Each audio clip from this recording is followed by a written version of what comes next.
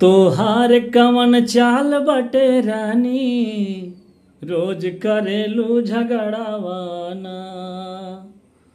तोहार कवन चाल बटे रानी, रोज करेलू झगड़ावाना। करेलू झगड़ावाना, करेलू झगड़ावाना।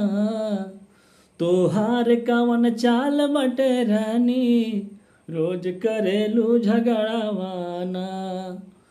तोहार कवन चाल बटे रानी, रोज करेलू झगड़ावाना।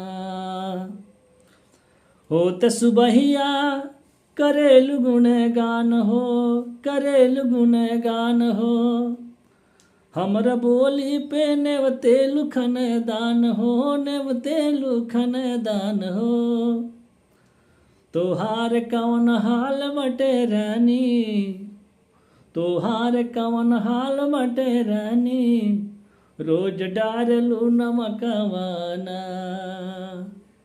तोहार कवन हाल बटे रानी, रोज करेलू झगड़ावाना।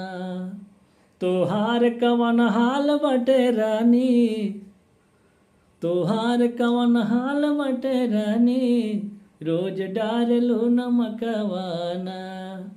तोहार कवन चाल बटे रानी, रोज करेलू झगड़ावाना।